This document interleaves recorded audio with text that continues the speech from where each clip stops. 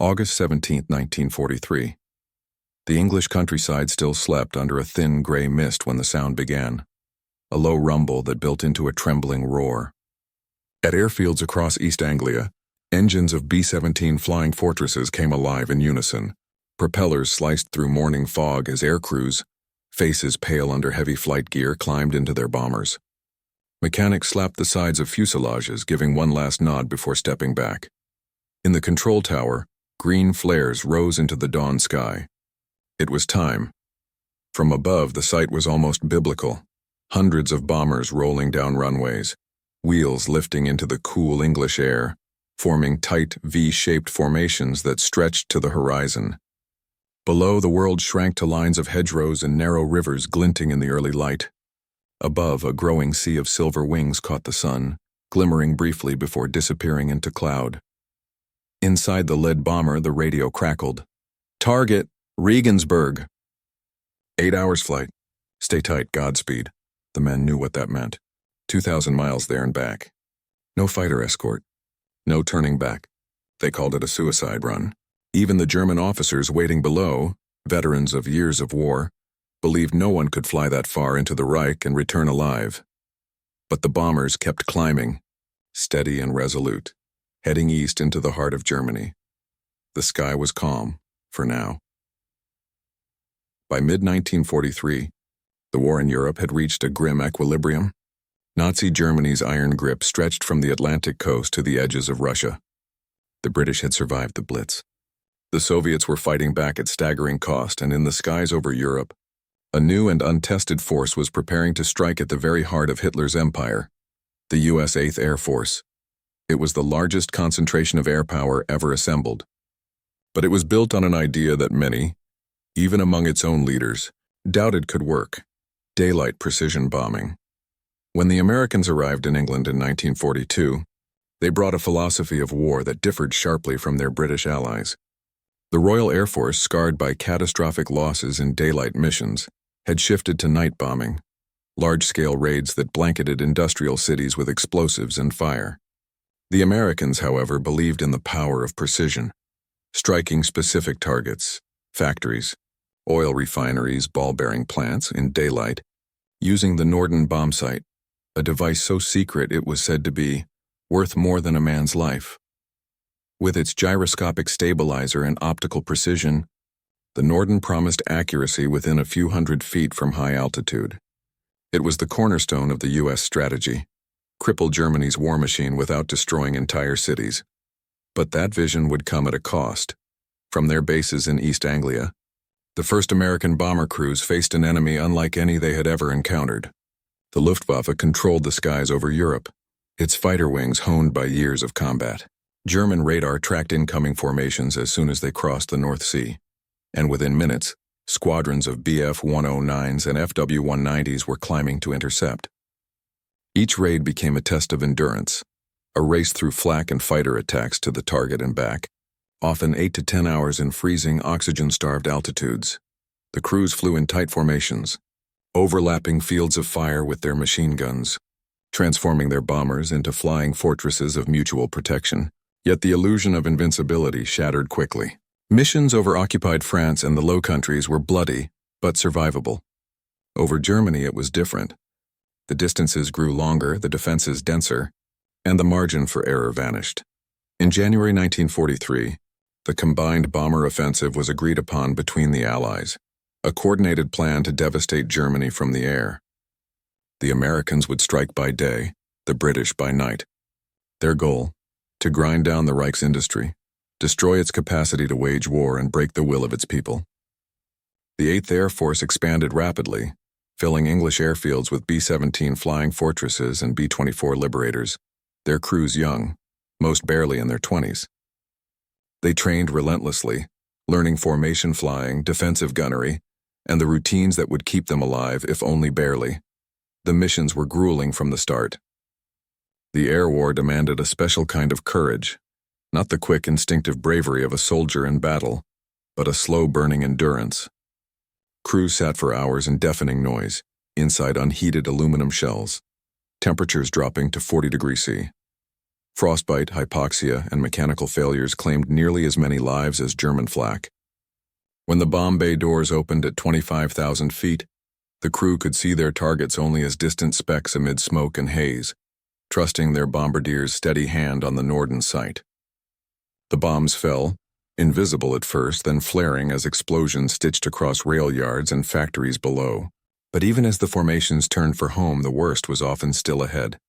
The long, exposed flight back through German fighter screens. For the Luftwaffe, these missions were both a tactical challenge and a psychological puzzle. The Americans kept coming again and again through blizzards of flak and swarms of fighters. In the officers' messes of occupied Europe, disbelief grew. How could these men keep flying missions that seemed suicidal? Many German commanders assumed the Americans would break after a few losses. But they didn't. Still, by mid-1943, the cost was staggering. Loss rates reached 20% on some missions, 1 in 5 crews failing to return. In August of that year, the U.S. command planned an operation that would push the daylight bombing doctrine to its absolute limit. A double strike deep into Germany, hitting the ball-bearing plants at Schweinfurt and the Messerschmitt aircraft factories at Regensburg. The targets were vital. Destroying them would cripple Germany's aircraft production.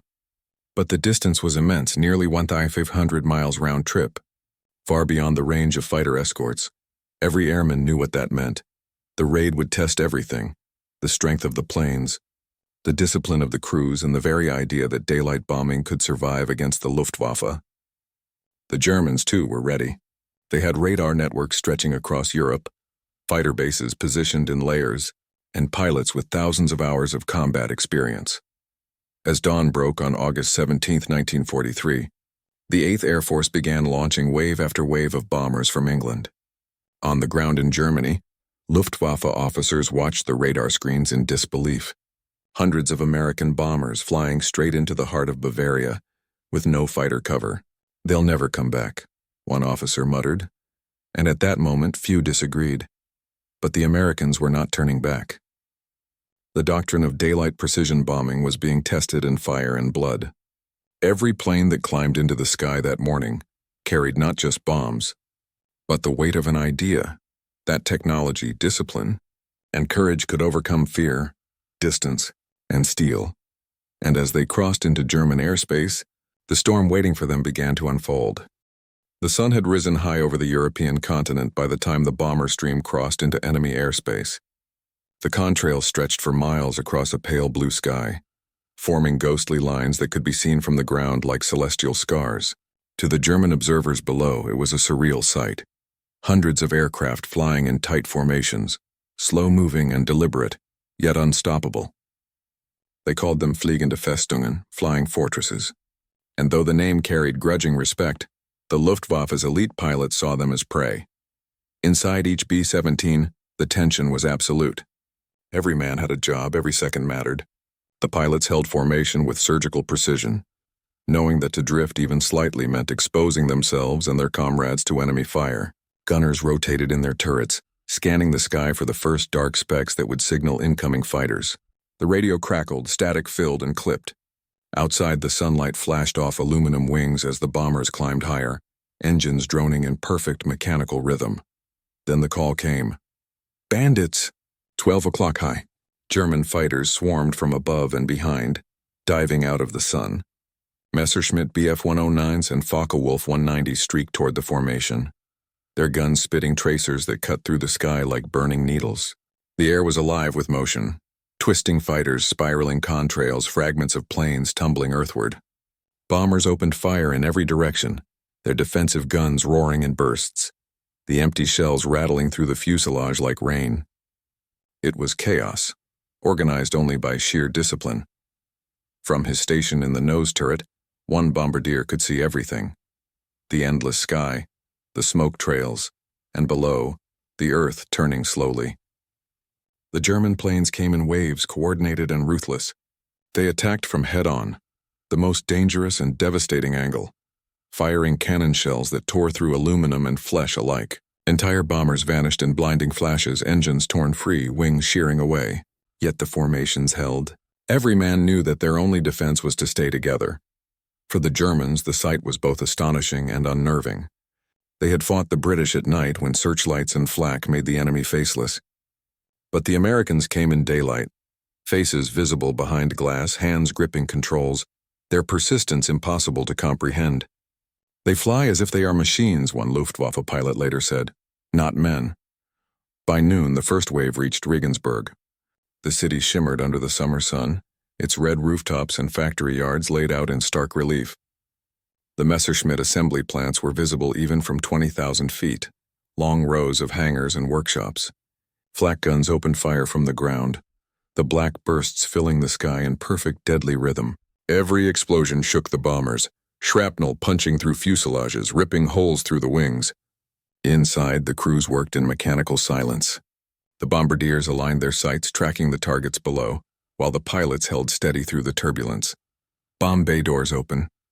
The cold air rushed in. Bombs fell like iron rain, tumbling through the thin air before exploding across the factories below. Flames erupted, followed by plumes of oily smoke rising into the afternoon sky. Whole blocks vanished under clouds of dust. The Germans on the ground watched in disbelief. The Americans had made it. Even as their defenses shredded the formation, the bombers released their payloads with deadly precision. But there was no time to celebrate. The return flight would be worse. Without escorts, the bombers were hunted all the way back. Every German fighter within range was ordered into the sky. Ammunition belts glowed red-hot from overuse. Dozens of bombers were shot down over the countryside, their crews bailing out, parachutes blossoming like white flowers against the smoke. Some were captured by local villagers. Others never touched the ground alive. In the control centers of the Luftwaffe, officers stared at the radar displays tracking the retreating formations. The shock was growing. The Americans had flown over 1,000 miles, deep into the Reich, bombed key industrial targets, and still they were fighting their way home. Back in England, hours later, the first returning planes limped over the coast. Engines coughed, wings were riddled with holes, some landing gear refused to deploy. The runways of East Anglia were lined with fire crews and ambulances waiting. One by one, the damaged bombers descended, some skidding off the runways, some bursting into flames upon landing. Of the 376 aircraft that had taken off, 60 were lost, and more than 500 men were dead or missing. Yet the mission was not a failure. The targets were destroyed, the message delivered. The Allies could strike anywhere at any time. In Berlin, the German High Command analyzed the raid with disbelief. "They can't sustain losses like this," one officer remarked. "They will have to stop." But they were wrong. Within weeks, the Americans were back in the air, flying toward Schweinfurt, Regensburg, Bremen, and beyond. Each raid stretched farther, testing the endurance of both man and machine. The Germans began to realize that the real weapon wasn't the bomb or the gun. It was the will to keep flying. Reports from Luftwaffe units described pilots returning shaken, unable to understand how the bombers kept coming. "It's like fighting a steel wall," another wrote. Even as their factories were hit and their fuel reserves dwindled, the Luftwaffe remained deadly. But with every raid, the Americans learned. They flew tighter, shot straighter, and refined their tactics. Meanwhile, engineers in the United States were working on the next evolution of air power, the long-range fighter that could escort bombers all the way to their targets and back. The Germans had begun to suspect it, but they couldn't imagine how quickly it would arrive. For now, the bombers flew on alone, day after day, through ice, fire, and terror. Their mission stretched beyond reason, sometimes 8 hours or more, crossing the entire width of Europe and back. From the ground, German civilians looked up and wondered what kind of men could endure such journeys. In truth, the men in those bombers wondered the same thing. Each flight was a roll of the dice, each takeoff a question mark. But still, they climbed into their aircraft, tightened their gloves, and faced east again. The Germans had begun to believe that no human could survive this kind of warfare for long. But soon a new shadow would appear on the horizon, fast, sleek, and deadly, changing everything about the air war over Europe. By late 1943, the Allied bombing campaign had entered its deadliest phase. The Americans had proven that they could reach deep into the German heartland, but they were paying a terrible price. Every long-range mission cost dozens of bombers, hundreds of men. Airfields in England became graveyards of twisted metal and burned-out shells of B-17s that never quite made it home. Yet every loss only hardened the resolve of those who remained. They were fighting a war of endurance, a battle of industry, courage, and time. The Luftwaffe, too, was being pushed to its limit. What had once been Europe's most formidable air force was now fighting on multiple fronts, defending the Reich, supporting the Eastern Front, and responding to Allied advances in Italy. German pilots were some of the best in the world, but their numbers were thinning. Many of their finest aces, men who had survived since the early days of the war, were gone. Their replacements were younger, less trained, and flying fewer hours before being thrown into combat. Still, Germany held one advantage: they fought close to home. When American bombers appeared on the radar, German fighters could take off, strike, and land to refuel within hours. The Americans, on the other hand, had to fly for nearly a full day from dawn until dusk, across hostile skies. It was this imbalance that made the American command desperate for a solution, a way to protect their bombers all the way to the target and back. For months, engineers and strategists worked on designs and tactics that might close the deadly gap. The answer would come in the form of a machine that would soon rewrite the rules of aerial warfare: the North American P-51 Mustang. When the Mustang first entered service, it was considered just another short-range fighter. But once fitted with the Rolls-Royce Merlin engine, it became something else entirely. It could fly higher, faster, and farther than any other fighter in the war. Most importantly, with auxiliary fuel tanks, it could escort bombers from England to Berlin and back. The missing piece in the American air strategy. In early 1944, the first long-range escort missions began. The Luftwaffe didn't yet realize what was coming. On February 20th, 1944, the Allies launched Operation Argument, better known as Big Week. For 6 days, the skies over Germany erupted into chaos. Hundreds of bombers targeted aircraft factories, engine plants, and rail hubs, all supported by a new vanguard. Squadrons of P-51 Mustangs slicing through the air like silver arrows. German pilots, used to facing helpless bomber formations, suddenly found themselves hunted. The Mustangs were faster and deadlier, diving out of the sun, firing their .50 caliber guns with terrifying accuracy, then climbing effortlessly back to altitude.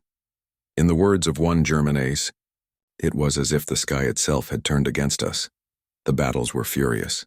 Near Leipzig, waves of B-17s droned steadily toward their targets, flanked now by Mustangs that danced among them, covering every angle of attack. Luftwaffe squadrons scrambled to intercept, diving head-on into the bomber stream, only to find themselves ambushed by P-51s. Dogfights erupted at 25,000 feet, spirals of death that left trails of smoke across the winter sky. The bombers pressed on, the air vibrating with engines and gunfire until their bombs fell over Germany's industrial core. Below, explosions rippled through aircraft plants, oil refineries, and transport networks.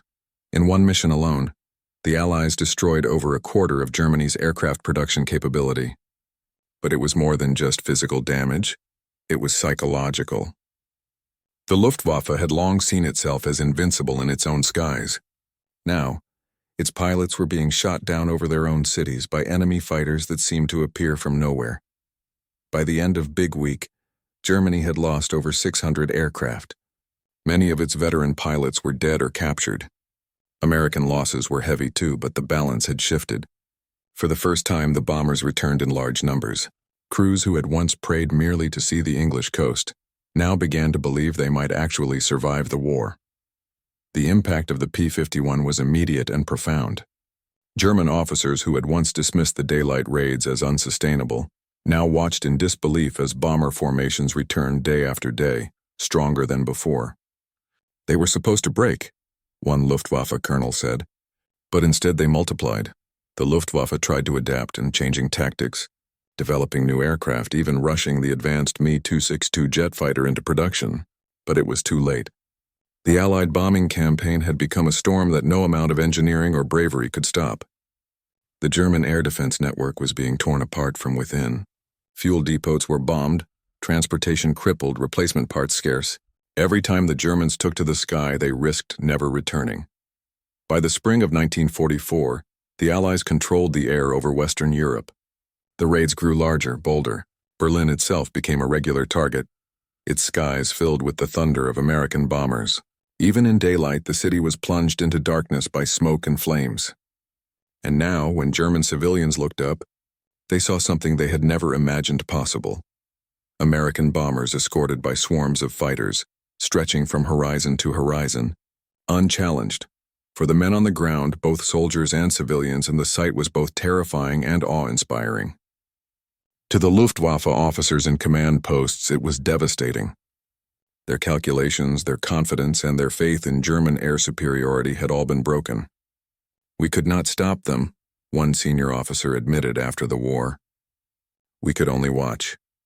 For the bomber crews who had survived those early missions, those 8-hour flights into the unknown, the arrival of the Mustangs was salvation. Now they could fly with the knowledge that someone was watching their backs. The once lonely return journeys over the North Sea were now filled with the sight of sleek fighters circling protectively, guiding them home. And yet, the price of that victory was written in blood and smoke. Thousands of young men never returned. Their planes were buried in the forests and fields of Europe, silent witnesses to the cost of air supremacy. But for those who lived to see it, the day the Mustangs joined the fight marked the turning point of the air war. The German officers who had once scoffed at the Americans' daylight raids now faced a new reality. The sky over the Reich no longer belonged to them. The long, grueling fight for air superiority had been won, but its full cost, and its consequences for Germany were only beginning to unfold. When the smoke of Big Week finally cleared, the truth was impossible to ignore. Germany's air force had been broken. The Luftwaffe, once the spearhead of Blitzkrieg, was now bleeding out. Its pilots were dying faster than they could be replaced, its aircraft production crippled, and its morale collapsing. But the effects went beyond military statistics. Something fundamental had changed in the rhythm of the war. For the first time, the skies over the Reich no longer belonged to the Germans. By the spring of 1944, the 8th Air Force had grown into a juggernaut.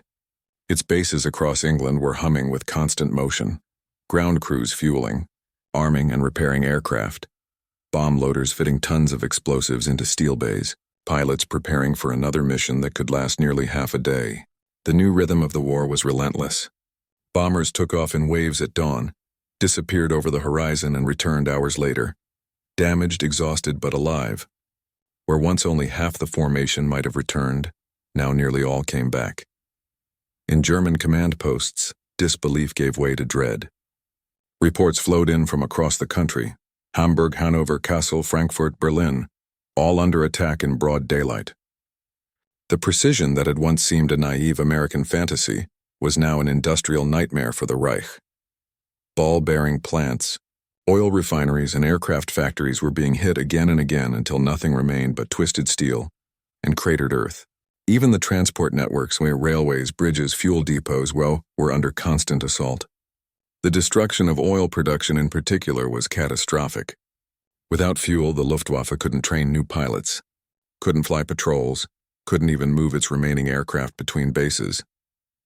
By the time of D-Day in June 1944, the Luftwaffe was a shadow of its former self. When Allied troops stormed the beaches of Normandy, they looked up to see Allied aircraft, Mustangs, Thunderbolts, Spitfires, filling the sky in every direction. German planes were almost nowhere to be found. Out of the 319 Luftwaffe fighters assigned to defend the invasion coast, fewer than 100 even reached the battlefield. The rest never got off the ground. From that point onward, the air war over Europe was effectively decided. The 8th and 15th Air Forces launched massive raids day after day, deep into the heart of Germany. The bombing campaigns extended to synthetic fuel plants at Leuna and Politz, to submarine pens in Kiel and Bremen, and to the transportation arteries feeding the Wehrmacht. The bombers no longer flew alone. They were accompanied by hundreds of P-51 Mustangs that ranged across the skies, hunting down any German aircraft that dared to rise. German civilians lived under constant threat. Cities burned nightly. Smoke plumes could be seen from miles away. Entire districts vanished under rubble. The once proud German industrial machine and the engine of Hitler's war was being disassembled from the sky. But inside the chaos, something remarkable happened. The factories that survived adapted, moving underground, dispersing production and rebuilding in caves, tunnels, and forests. The Reich fought to the very end, but its power was draining away like sand through an hourglass. To the German officers who once dismissed the Americans as amateurs, the realization came too late. They had underestimated not just the technology, but the scale of American industry itself. For every bomber shot down, 2 more were built. For every pilot lost, a new one arrived, trained, supplied, and determined. Germany simply could not match it. The Americans were building aircraft faster than the Germans could destroy them. 1 B-17 every hour, 1 P-51 every 30 minutes. It was a pace that defied imagination. The industrial might of an entire continent turned into a weapon of attrition. The Luftwaffe's own officers could only watch as their squadrons vanished. Veteran pilots like Adolf Galland and Johannes Steinhoff, once confident in their dominance, now found themselves warning Hitler that the war in the air was lost. But the Führer refused to listen. He poured resources into miracle weapons, jet fighters, rocket interceptors, flak towers, hoping to turn back the tide. None of it mattered. The Allies now controlled the weather, the timing, and the rhythm of the air war. By early 1945, the devastation was complete. The once mighty German cities, Dresden, Cologne, Munich, Berlin, lay in ruins. The skies over Europe belonged entirely to the Allies. On the ground, the Wehrmacht was collapsing under the weight of air power. Columns of tanks and trucks were obliterated before they could reach the front. Supply lines disintegrated. Even the roads became death traps strafed daily by roving Mustangs and Thunderbolts. For the men who flew those missions, the cost remained unbearable. The 8th Air Force alone suffered more than 26,000 dead, more than the entire U.S. Marine Corps in the Pacific. Another 28,000 were captured or wounded. The odds of completing a full tour of 25 missions were, for most of the war, worse than surviving infantry combat. But those who made it home had the satisfaction of knowing they had achieved what many thought impossible: daylight victory in the skies over. Europe. German officers later admitted that the air campaign shattered their war effort. Albert Speer, the Reich Minister of Armaments, confessed after the war, "The enemy air raids reduced our armament production more than anything else." He estimated that by late 1944, output had fallen to less than half of what it had been. It was not our armies that were defeated first, he said, but our factories. For the German pilots who survived, there was little consolation. They had fought with extraordinary skill and courage, but they were outnumbered, outproduced, and eventually outflown. The skies that had once been their domain were now ruled by their enemies. Many were captured when their airfields were overrun. Others destroyed their own aircraft to prevent them from falling into Allied hands. A few continued to fight until the final days of the war, launching desperate missions against overwhelming odds. In May 1945, as American bombers flew their final missions over Germany, they encountered almost no resistance. The Luftwaffe was gone. The skies were silent. On the ground, German officers looked up one last time and saw the same sight that had haunted them for 2 years. Vast formations of silver bombers glinting in the daylight, stretching across the horizon escorted by hundreds of fighters. It was the ultimate symbol of defeat and of endurance. Those bombers had once been mocked as easy targets, their missions dismissed as suicide runs, but they had returned again and again, through the worst conditions imaginable, until there was nothing left in Germany that could stop them. The war in Europe was ending. But the lessons written in the smoke over the Reich would shape the next generation of warfare. Lessons about technology, production, and the terrifying power of persistence. And from those lessons, a new world was about to emerge, one built not on the destruction of factories but on the mastery of the skies. In the quiet that followed Germany's surrender, the skies over Europe seemed impossibly empty. For years they had thundered with engines, burned with tracer fire, and echoed with the screams of men locked in battles miles above the earth.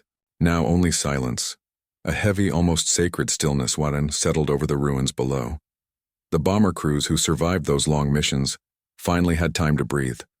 Many were barely in their 20s, aged beyond their years by the endless cycle of fear, noise, and grief. Some had flown over 100 hours in combat, their hearing damaged, their hands scarred from frost and vibration. They had seen friends vanish in fireballs, watched cities disappear beneath them, and returned home to empty bunks. For them, victory felt less like triumph and more like survival. On the other side of that silence, the Germans, both civilians and soldiers, stared upward at skies once theirs.